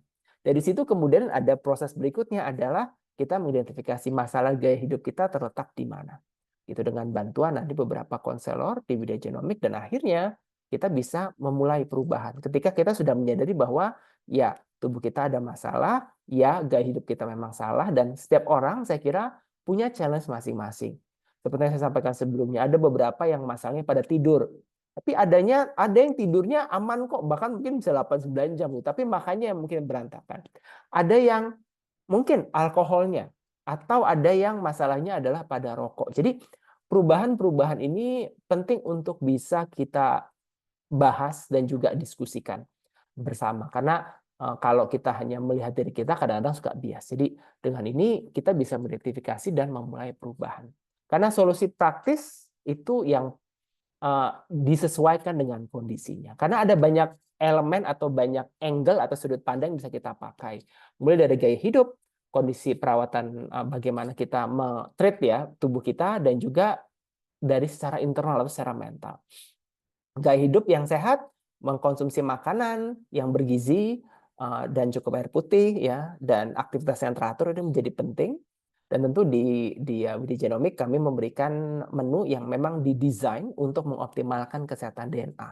Terutama bagi Bapak dan Ibu yang mungkin nanti akan ada masalah dengan epigenetiknya, ya, melalui pemeriksaan Genome Edge kita bisa mendesain yang bisa mengoptimalkan kesehatan DNA. Lalu juga ada aktivitas tentu saja. Lalu untuk perawatan tubuh dan bagaimana mentreat tubuh ya, untuk kalau kita lihat dari luar gitu kan, skincare seperti sunscreen ya atau tabir surya ini menjadi sangat penting. Tidur cukup ya, dan manajemen stres ya, quality time dengan keluarga atau teman, batasi waktu layar ya, terutama gadget, dan juga mungkin mencari alternatif yoga atau meditasi atau journaling, sesuatu yang bisa istilahnya melarikan ya sejenak dari semua stres. Karena balik lagi banyak yang tidak disadari bahwa sebagian masalah yang berhubungan dengan penuaan dini itu bermula dari kepala kita. Sehingga ketika kita bisa mengidentifikasi itu, kita bisa take action. Dan pada akhirnya kita punya kontrol terhadap apa yang bagaimana kecepatan kita dalam menua. Karena baik lagi proses penuaan ini terjadi pada siapa saja. Penuaan adalah privilege, tapi permasalahannya adalah seberapa cepat kita menua dan apakah kemudian kita bisa mengoptimalkan jatah usia kita. Jangan sampai kita usianya jatahnya mungkin 70 tahun, 80 tahun, tapi 30 tahun terakhir kita udah sakit-sakitan gitu kan. Jadi kita pengennya ya jatah umur 80 tahun, ya kita hidup sehat, bugar, segar sampai 78 gitu kan. Jadi sisanya 2 tahun ya udah mulai sakit-sakitan. Jadi itu konsepnya ya, dan ini dimulai dari bagaimana kita mengidentifikasi apakah kita punya masalah atau tidak, dan juga mulai menerima dan akhirnya take action terhadap masalah-masalah yang muncul dalam hidup kita. Itu saja dari saya, terima kasih.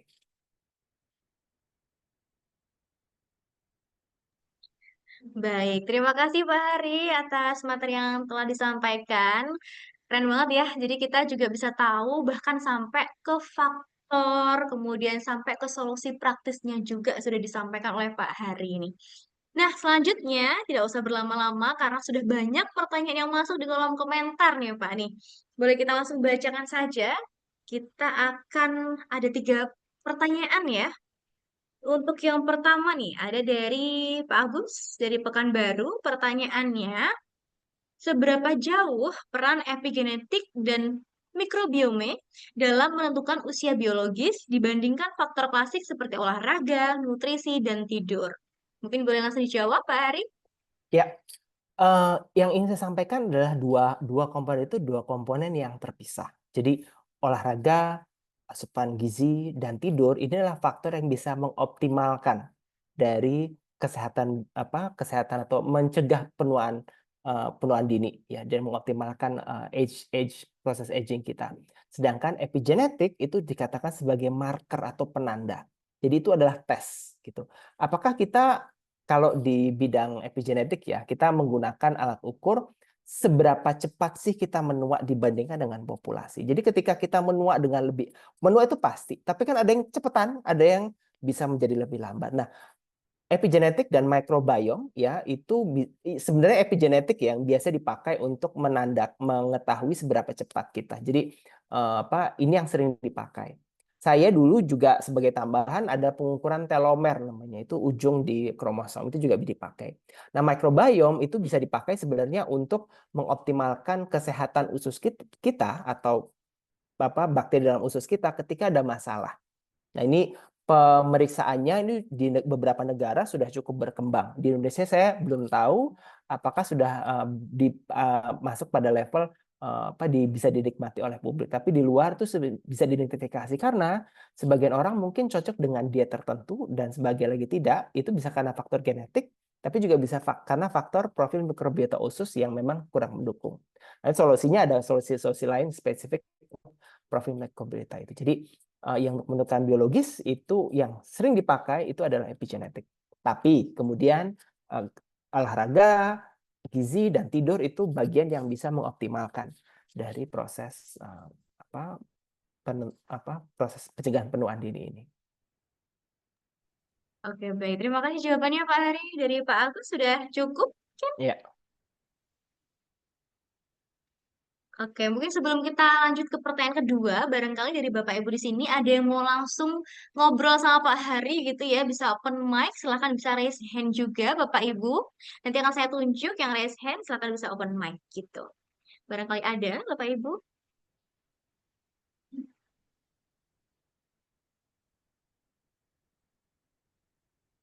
Oke, kalau tidak ada mungkin bisa langsung saya bacakan yang kedua. Ini ada pertanyaan dari Bu Fauziah dari Riau. Pertanyaannya, apakah gaya hidup digital atau kurang gerak, sering terpapar blue light, tidur larut karena gadget, itu punya efek jangka panjang yang lebih berbahaya daripada rokok dan alkohol?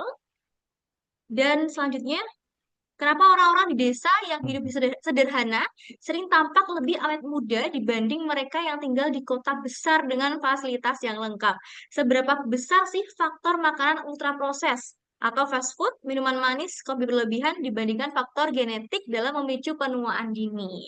Pertanyaan sangat kompleks ya, Pak Hari ya. Mungkin boleh langsung Iya, dijawab, Pak Hari. terima kasih, terima kasih. Ini kalau mendengar pertanyaan ini saya jadi tiba-tiba pengen tinggal di desa.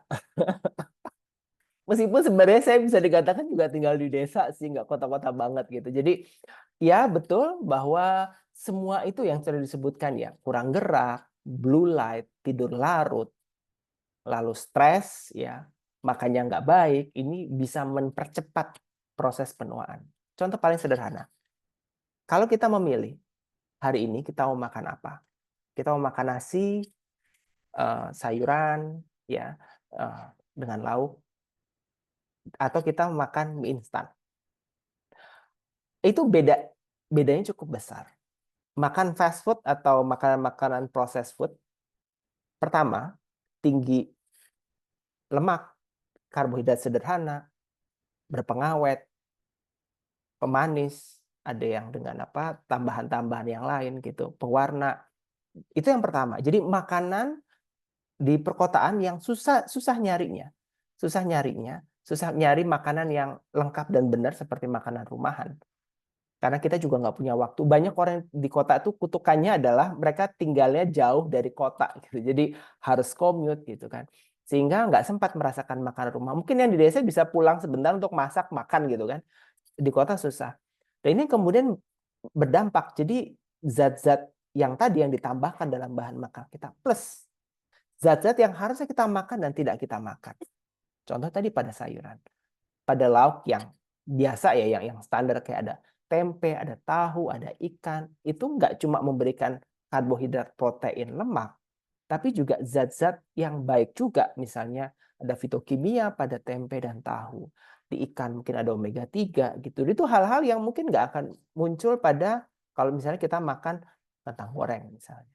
Atau nugget misalnya. Atau beli es krim. Atau jajan apalah kue dalam plastik gitu. Jadi itu adalah kombinasi. Dan kalau ditanya yang mana yang lebih berbahaya, semuanya lebih berbahaya. Dan setiap dari kita punya koktail atau punya mix. Koktail itu kayak apa? Itu dulu kayak waktu zaman kecil itu ada permen koktail. Jadi ada kayak warna merah, hijau, kuning gitu kan segala macam terus dikasih ditusuk gitu. Setiap orang itu punya mix tersendiri. Faktor-faktor yang mempercepat penuaan mereka. Ada yang tidak merokok, tapi jarang makan sayur. Ada yang makannya lengkap, tapi nggak pernah olahraga dan gemuk misalnya. Ada yang makannya bagus, olahraga, dia stres. Stresnya tinggi. Jadi setiap orang, setiap komponen itu sama-sama berpengaruh. Belum ada riset yang mengatakan A efeknya lebih besar dari B. Yang jelas sama-sama buruk. Cuma powernya akan sangat tergantung pada individu, karena setiap individu membawa koktailnya sendiri, ya, membawa kombinasinya sendiri. Gitu. Ada yang genetiknya bagus, tapi gaya hidupnya buruk. Jadi tidak ada yang lebih besar atau yang lain. Kalau kita bisa memperbaiki, tapi setiap orang dari kita challenge-nya akan beda-beda. Oke, luar biasa sekali jawaban dari Pak Hari, dari eh, Ibu Fauzia tadi apakah sudah cukup? Sebenarnya sudah sangat lengkap ya jawaban yang diberikan Pak Hari ini. Saya juga jadi makin banyak dapat ilmu gitu ya Pak ya. Oke, mungkin sudah cukup ya tadi dari Bu Fauzia. Selanjutnya, kali ini ada pertanyaan untuk Dokter Angga nih Pak Hari nih. Mungkin Ya. Dokter Angga apakah masih ada di sini? Masih, Mbak? Masih ya? Oke, dokter. Ini ada Iya. pertanyaan menarik nih, Dok. Ada dari Bu Hmm. Cahya. Pertanyaannya, Hmm.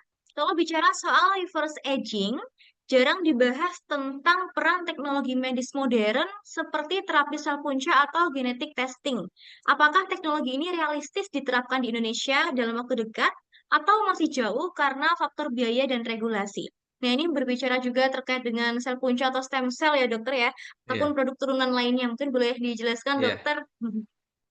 Kalau realistis mungkin kalau sakratum kayaknya menurut saya realistis karena harganya masih affordable Terus mungkin kalau kalau regulasi itu yang masih kalau kalau di Indonesia masih abu-abu sih sebenarnya, makanya dia masih dalam bentuk yang setahu saya itu masih dalam bentuk terapi based on penelitian tapi diizinkan gitu. Itu yang setahu saya seperti itu. Tapi kalau realistis menurut saya stem cell, sekretom itu menurut saya bagus banget. Makanya itu jadi tantangan juga di dunia medis kalau itu bisa dilakukan. Basically di Indonesia itu akan banyak menolong orang sebenarnya, terutama pada kalau kita udah ngobrol tentang aging. Karena gimana cara kita nurunin inflamasi? Karena kan kadang yang jadi masalah di kita ini, di kami dokter juga, di pasien juga pengennya instan gitu ya. Itu yang jadi challenging. Tapi makanya mungkin salah satu cara instan yang kemungkinan ke depan itu akan banyak dipakai itu adalah si sekretom atau si sekretom, eksosom atau stem cell gitu. Mungkin masalah biaya kalau stem cell ya, Mbak Maulidah, Pak Pak Hari ya Pak. Masalahnya masih di biaya memang kalau itu gitu. Tapi saya dengar di Amerika sendiri, Indonesia, di negara-negara kayak Indonesia, kayak kayak Rusia, Indonesia, Cina itu malah stem cell-nya jauh lebih maju dibanding di Amerika, karena mungkin Amerika masih lebih berat lagi dengan regulasi, terutama dengan medical di sana, obat-obatan yang jadi pemasok utama keuangan di sana gitu. Jadi itu jadi salah satu yang menghambat perkembangan stem cell di Indonesia. Jadi dokter-dokter di functional medicine di Amerika sudah mulai ada beberapa yang melakukan protes-protes tentang stem cell di sana. Dan lebih mahal lagi dibanding di Indonesia. Gitu. Oke, mungkin kurang lebih gitu. Oke, terima kasih Dokter Angga atas jawabannya. Baik.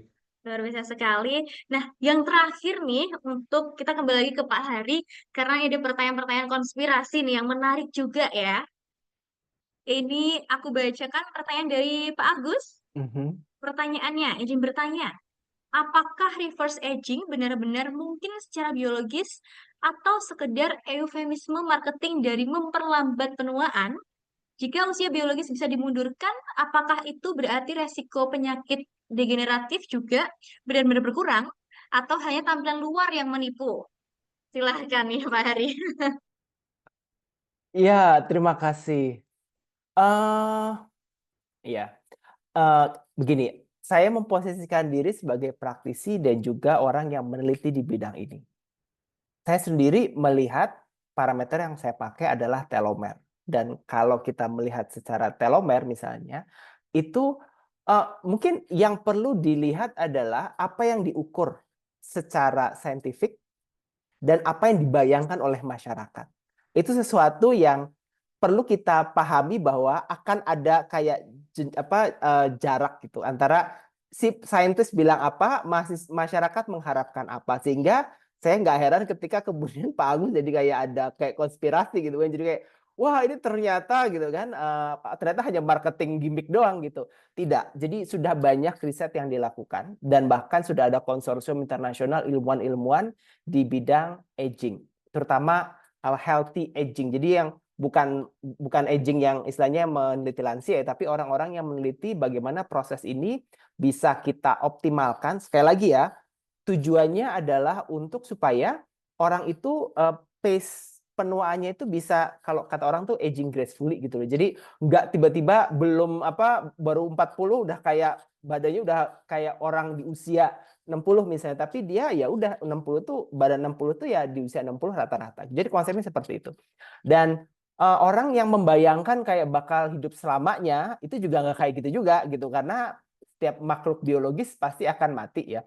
Jadi itu yang kemudian bisa saya sampaikan bahwa iya, usia, saya bukan usia biologis mungkin sebuah terminologi yang memudahkan orang untuk memikirkan, tapi yang kita bahas di sini adalah usia atau proses penuaan yang terjadi pada level molekuler itu memang bisa diperlambat.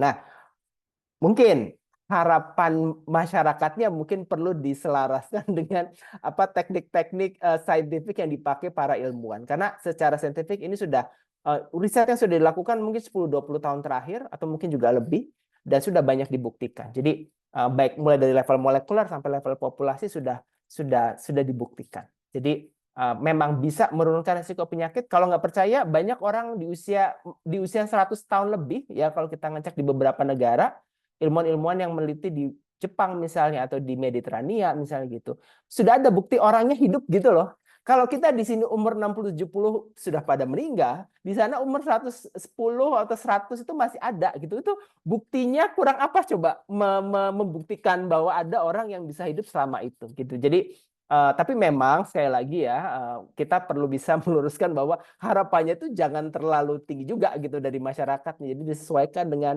apa scientific apa namanya pengukurannya gitu.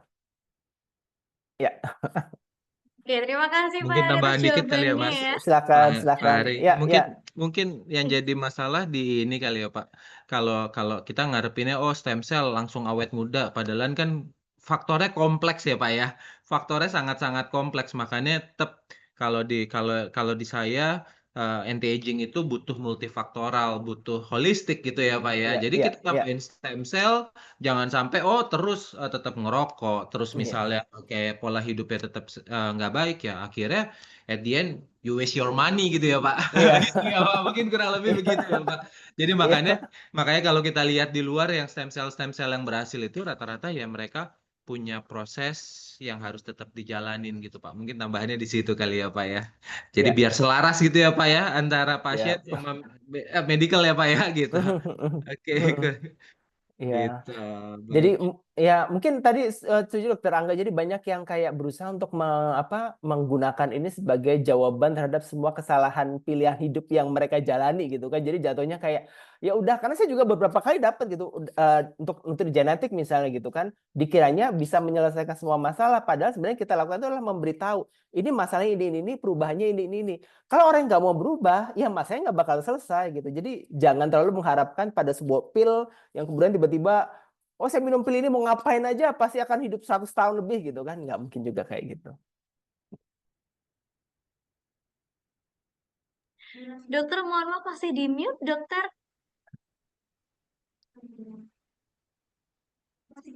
Dokter, dokter Angga, mohon maaf masih di mute. Oh, nggih. Iya. Ya, ya, Pun mungkin kurang lebih kayak obat diabetes nggih Pak atau obat ya. hipertensi ya Pak ya. Tetap Mm, tetap pilihan utama kalau di medis itu kita kasih berikan obat tapi tetap pola hidup tetap harus dijaga gitu. Jadi ya ya, semuanya sama. Kita kalau mau nyimbangin semuanya atau lebih awet muda ya kita harus simbangin semuanya. Mungkin gitu kali ya. ya, Pak ya. Oke. Oke, baik. Menarik sekali ternyata ya membahas ini gitu ya. Sekali lagi diucapkan terima kasih kepada Pak Hari dan juga Dokter Angga atas jawaban-jawaban yang luar biasa sangat bermanfaat ilmunya untuk kita semua. Terima kasih juga kepada Bapak Ibu yang telah bertanya ya. Tadi pertanyaan juga menarik semuanya. Dan mengingatkan kembali Bapak Ibu bahwa nantinya akan ada 5 peserta beruntung yang akan mendapatkan hadiah. Nantinya, 5 peserta beruntung ini akan dikontak langsung oleh admin dan diumumkan di grup komunitas. Nah, ini untuk hadiah-hadiah menariknya ya. Tapi jangan lupa Bapak Ibu untuk bisa mengisi di link absensi agar nantinya juga kita bisa melihat datanya gitu. Pemenangnya siapa, nomor handphonenya berapa, begitu. Kemudian untuk pertanyaan yang belum terjawab, Bapak Ibu sekalian, silahkan juga boleh dituliskan di link absensinya tadi. Nantinya dari tim kami akan melakukan follow up ke nomor Bapak Ibu sekalian. Baik, Bapak Ibu sekalian, tadi kita sudah mendengar ya penjelasan dari narasumber terkait dengan bagaimana cara menjaga diri agar tetap awet muda, mulai dari pola makan sampai ke gaya hidup juga. Namun sebenarnya Bapak Ibu bisa mengetahui kondisi tubuh kita secara lebih mendalam nih, menggunakan genomics seperti yang sudah dijelaskan oleh Pak Hari tadi ya. Jadi secara sederhana, genomics ini berfungsi untuk menganalisis metilasi pada tubuh kita. Jadi kita dapat mengetahui jalur penuaan kita, perbedaan antara usia biologis dan juga usia kronologis kita di setiap organnya. Kemudian kita juga bisa mengetahui resiko penyakit yang ada di tubuh kita. Begitu. Nah, kemudian seperti yang terlihat di layar Bapak Ibu sekalian, nantinya Bapak Ibu akan mendapatkan report seperti yang ada di layar ini. Di dalamnya terdapat informasi detail mengenai usia biologis dan usia kronologis, serta meal plan yang dibuat berdasarkan genetik masing-masing secara lebih personal sesuai dengan kebutuhan Bapak Ibu sekalian. Kemudian selain mendapatkan report, Bapak Ibu juga akan mendapatkan pendampingan dari konselor kami agar hasilnya lebih terarah dan bermanfaat maksimal. Kemudian juga ada Genku nih Bapak Ibu, merupakan tes profiling genetik untuk mengetahui potensi atau resiko genetik keturunan setiap Bapak Ibu sekalian. Jadi di sini Bapak Ibu bisa tahu apakah Bapak Ibu memiliki riwayat penyakit tertentu dan juga akan tahu penyerapan nutrisi di dalam tubuh masing-masing terkait apakah ada yang beresiko, apakah kekurangan, normal, dan lain sebagainya. Nah, selain itu juga, seperti yang tadi juga sudah disampaikan di awal ya sama Pak Hari, ada juga program spesial dari kami nih, Bapak Ibu, seperti yang terlihat di layar Bapak Ibu sekalian, yaitu Wellness Retreat bersama Pak Hari. Jadi, bisa lebih mendalam lagi nih konsultasinya langsung bersama Pak Hari dengan fasilitas Hotel Bintang 5 yang tentunya eksklusif. Jadi, bagi Bapak Ibu yang tertarik, boleh langsung menghubungi admin kami. Baik Bapak Ibu, tidak terasa kita sudah berada di penghujung acara. Sekali lagi diucapkan terima kasih kepada para narasumber kita yang luar biasa. Boleh kita beri tepuk tangan secara online Bapak Ibu? Kasih reaction-nya tepuk tangannya nih, mana yang rame nih? Oke, terima kasih Bapak Ibu sekalian. Terima kasih Dokter Angga dan juga Pak Hari atas ilmu yang bermanfaat. Terima kasih juga kepada seluruh peserta yang sudah bergabung dan berpartisipasi dari awal hingga akhir. Kami dari segenap tim pelaksana, mohon maaf jika ada kekurangan selama acara berlangsung. Saya Maulida dari Widya Genomik pamit undur diri. Sampai jumpa di webinar selanjutnya. Selamat sore. Sore, terima kasih, izin undur diri. Terima kasih Dokter Angga. Mari. Terima kasih Pak Hari.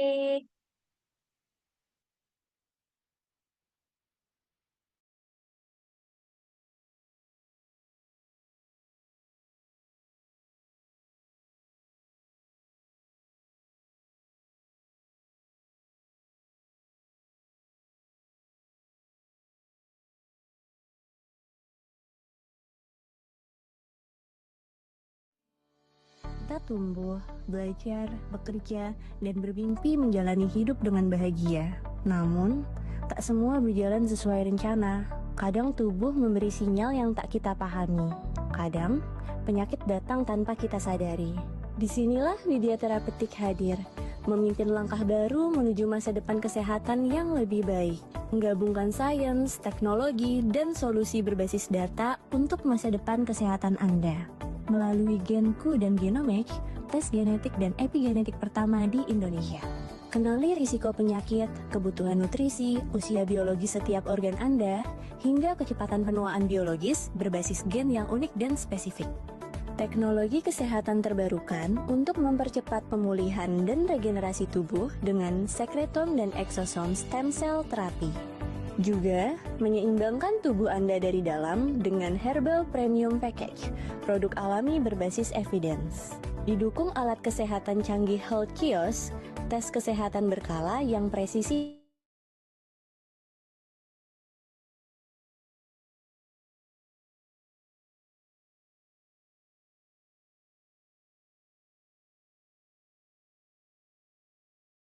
dan yang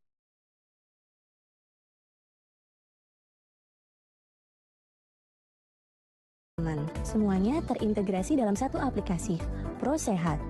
Booking layanan kesehatan, konsultasi, hingga pemantauan rutin. Karena kami percaya, bukan hanya untuk hidup lebih lama, melainkan tetap prima dan bahagia saat tua. Healthier, longer. Kita tumbuh, belajar, bekerja, dan bermimpi menjalani hidup dengan bahagia. Namun, tak semua berjalan sesuai rencana. Kadang tubuh memberi sinyal yang tak kita pahami. Kadang, penyakit datang tanpa kita sadari. Disinilah Widya Terapeutik hadir, memimpin langkah baru menuju masa depan kesehatan yang lebih baik. Menggabungkan sains, teknologi, dan solusi berbasis data untuk masa depan kesehatan Anda. Melalui